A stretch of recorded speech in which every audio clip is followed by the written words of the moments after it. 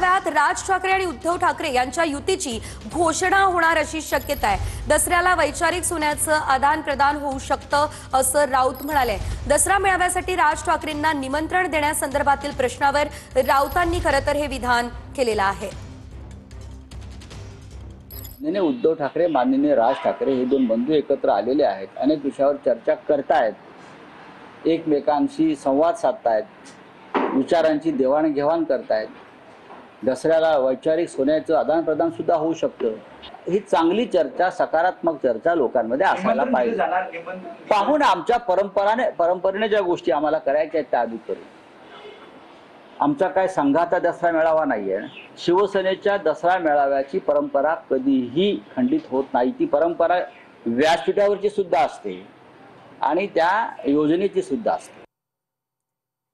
तर आपण पाहतोय आता दसऱ्याला वैचारिक सोन्याचं आदान प्रदान होऊ शकतं असं संजय राऊत यांनी म्हटलेलं आहे। त्यामुळे कुठेतरी आता अंदाजा बांधला जातोय की दसरा मेळाव्याच्या दिवशी युतीची घोषणा होऊ शकते। याआधी ज्या प्रकारे भेटीगाठी झालेल्या आहेत, ही दोन्ही कुटुंब जवळ आलेली आहे, दोन्ही भाऊ जवळ आलेले आहेत, त्यावरून आगामी काळात युती होणार याचे स्पष्ट संकेत दिले जात होते असं म्हटलं जाते। मात्र आता थेट दसरा मेळाव्याच्या दिवशी युतीची घोषणा होण्याची शक्यता आहे। या संदर्भात आपल्यासोबत बातचीत करण्यासाठी मनसेचे नेते अविनाश अभ्यंकर फोनलाईनवरून जोडले गेलेले आहेत। सर, दसऱ्याच्या दिवशी युतीची घोषणा होऊ शकते असा अंदाज वर्तवला जातोय, कारण संजय राऊतांनी तसं विधान केलं, तसे संकेत दिले। काय माहिती या संदर्भात आहे? आमच्या तरी महाराष्ट्र सैनिकांच्या माहितीप्रमाणे आतापर्यंत ती घोषणा आमच्यापर्यंत तसा काही निरोप आलेला नाहीये। आता सन्माननीय राऊत साहेब किंवा उद्धवजी आणि राज साहेबांचं काय बोलणं झालं असेल तर मला माहिती नाही। बरं, राज ठाकरे यांना दसरा मेळाव्याचं निमंत्रण दिलं जाणार आहे असं सुद्धा कळतंय। दसरा मेळाव्याला पुन्हा बंधू एकत्र दिसणार आहेत काय हे सगळं आम्हाला तुमच्याच माध्यमातून कळतंय, आलं का लक्षात? त्यामुळे त्याच्यावर आता आम्ही एक महाराष्ट्र सैनिक म्हणून भाष्य करणं काही योग्य ठरणार नाही।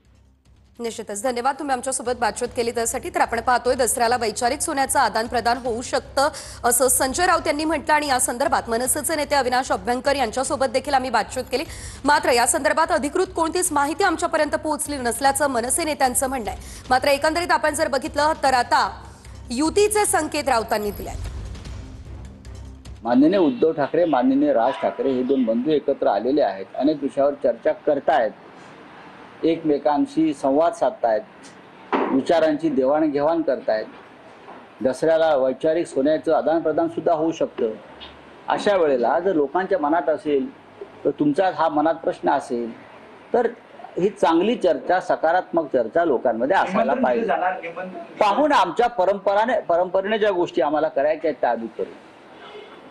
आमचा काय संघाचा दसरा मेळावा नाहीये। शिवसेनेच्या दसरा मेळाव्याची परंपरा कधीही खंडित होत नाही। ती परंपरा व्यासपीठावरची सुद्धा असते आणि त्या योजनेची सुद्धा असते।